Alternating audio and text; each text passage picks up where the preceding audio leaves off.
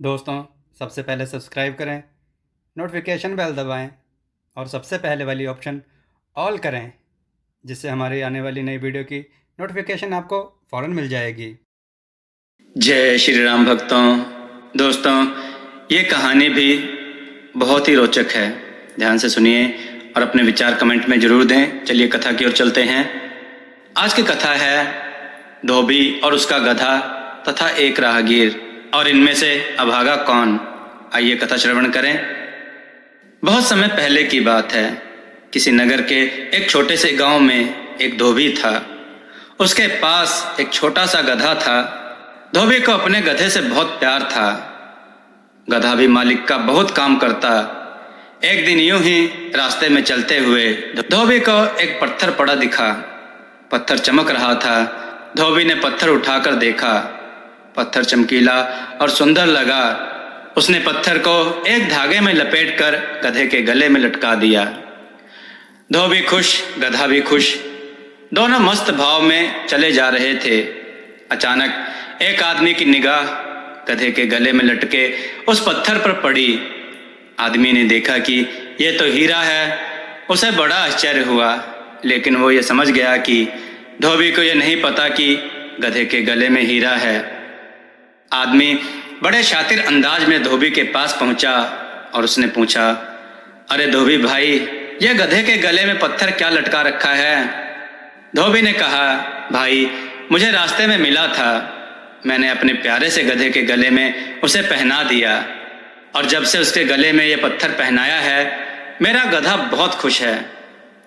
आदमी समझ रहा था कि धोबी पत्थर की कीमत से एकदम अनजान है, इसलिए उसने धोबी को लालच दिया और कहा कि धोबी भाई, यह पत्थर तुम मुझे दे दो, मैं तुम्हें 100 रुपये दूंगा।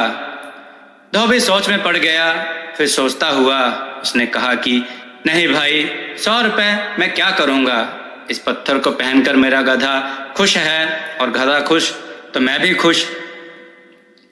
आदमी धोबी के साथ साथ चलता रहा, बातें करता रहा, और मोल भाव बढ़ते हुए 500 रुपये तक पहुंच गया।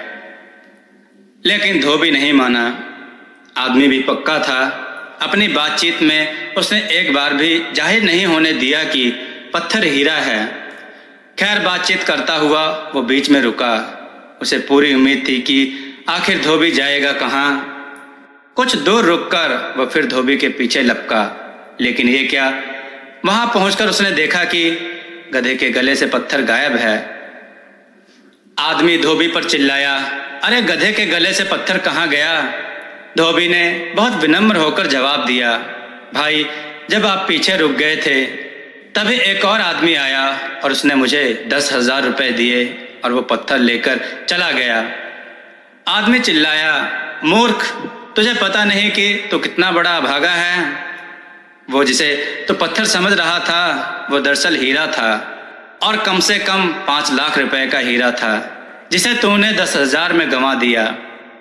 धोबी मुस्कुराया और उसने कहा कि भाई, मुझे तो नहीं पता था कि वो हीरा है।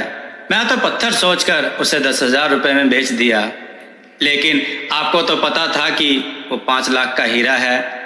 फिर आप ये 100 और 500 रुपये का मोल भाव पिछले 4 घंटे से क्यों कर रहे थे?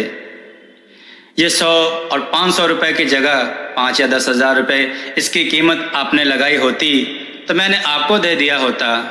और मुस्कुराते हुए उसने कहा कि अब आप ही तय कीजिए कि अभागा कौन है, मैं या आप। दोस्तों, आपको कथा कैसी लगी? अपने विचार और सुझाव कमेंट में जरूर दें। हमारी कथाओं को लाइक करें, हमारे चैनल को सब्सक्राइब करना ना भूलें। हमारी कथाओं को शेयर जरूर करें, जिससे लोगों को अच्छा ज्ञान प्राप्त हो। जय श्री राम भक्तों।